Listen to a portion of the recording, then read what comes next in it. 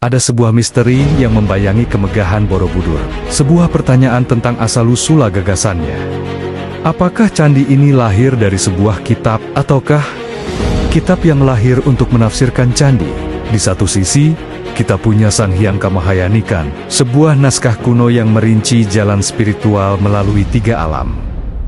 Kamadhatu, Rupadhatu, dan Arupadhatu. Inilah struktur yang sama persis yang membentuk Candi Borobudur. Teori pertama mengatakan, para pembangunnya menggunakan kitab ini sebagai cetak biru, membekukan ajaran suci ke dalam batu. Namun, ada teori kedua.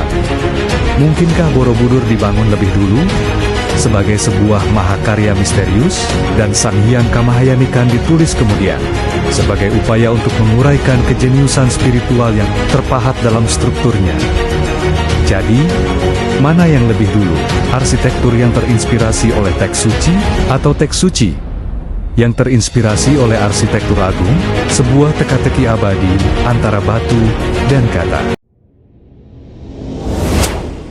Pernahkah kamu membayangkan sebuah kitab kuno yang menjadi buku panduan rahasia untuk membangun candi terbesar di dunia? Sebuah naskah yang ajaran sucinya hanya dipelajari oleh raja dan para pendeta tinggi. Kitab itu nyata, dan namanya adalah Sang Hyang Kamahayanikan. Tapi, di manakah kitab ini sekarang? Dan mengapa ajarannya bisa menghilang selama berabad-abad? Dalam sejarah Nusantara yang terlupakan, tersimpan sebuah mahakarya spiritual, pondasi dari kerajaan Mataram kuno, dan napas dari kebesaran Borobudur itu sendiri. Sang Hyang Kamahayanikan, yang berarti ajaran agung tentang jalan spiritual, adalah doktrin rahasia Buddhisme Tantrayana. Ajaran yang menuntun manusia untuk mencapai pencerahan tertinggi, bahkan dalam satu kehidupan saja. Ditulis dalam bahasa Jawa kuno yang puitis. Kitab ini berbentuk dialog esoteris antara Sang Buddha dan seorang raja, membahas jalan batin, rahasia yoga, dan penyatuan kesadaran tertinggi. Setiap kalimatnya bagaikan mantra tersembunyi, menuntun pembacanya menembus lapisan-lapisan kesadaran dari dunia kasar menuju cahaya murni dalam diri manusia. Namun, seiring berjalannya waktu, kitab ini seolah menghilang dari peredaran, disembunyikan, dilupakan, mungkin sengaja dijaga oleh mereka yang memahami bahwa ajaran semacam ini hanya bisa dipahami oleh jiwa yang siap. Ia menjadi rahasia yang tertidur dalam naskah-naskah lontar, menunggu saatnya untuk ditemukan kembali. Tapi benarkah ia benar-benar hilang? Ataukah sebagian dari ajarannya masih hidup di antara relief, arca, dan simbol-simbol yang menghiasi dinding Borobudur?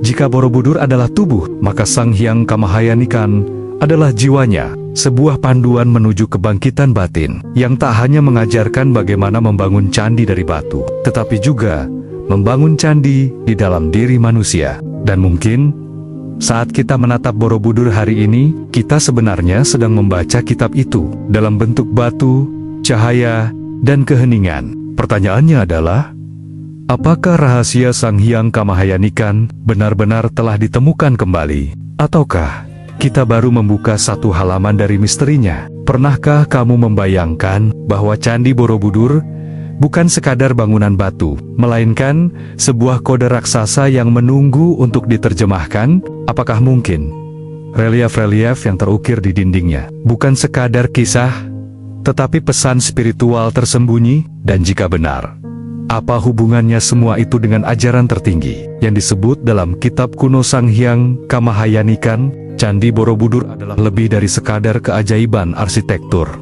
Ia adalah mandala raksasa 3 dimensi, sebuah peta spiritual yang dibangun dari batu. Setiap tingkatnya, dari dasar yang penuh nafsu hingga puncak yang sunyi, adalah perjalanan spiritual yang persis dijelaskan dalam Sang Hyang Kamahayanikan. Kitab ini mengajarkan bahwa perjalanan naik ke puncak Borobudur adalah metafora untuk perjalanan batin manusia. Dari Kamadhatu, dunia nafsu dan keterikatan, melalui Rupadhatu, dunia bentuk dan kesadaran, hingga Arupadhatu, dunia tanpa bentuk, di mana kesunyian menjadi gerbang menuju pencerahan sejati. 5 Buddha kosmis yang terpahat di Borobudur: Virokana, Aksobhya, Ratnasambhava, Amitabha, dan Amoghasiddhi bukan sekadar arca atau simbol pemujaan. Mereka adalah perwujudan kebijaksanaan sempurna yang sesungguhnya telah ada di dalam diri setiap manusia.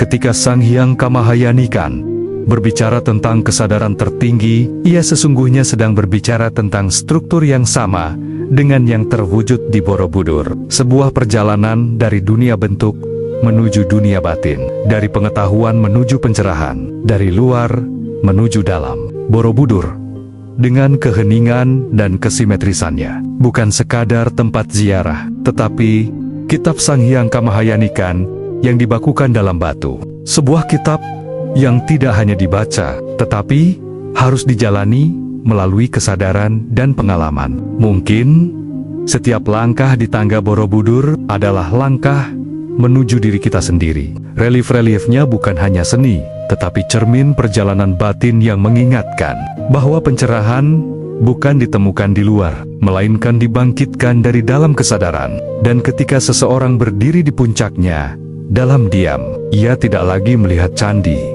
Ia sedang melihat dirinya sendiri sebagai bagian dari kebenaran. Namun pertanyaan besar masih tersisa. Apakah Borobudur dibangun berdasarkan ajaran Sang Hyang Kamahayanikan? Atau justru kitab itu lahir untuk menjelaskan rahasia Borobudur? Misteri itu baru akan terungkap di episode berikutnya.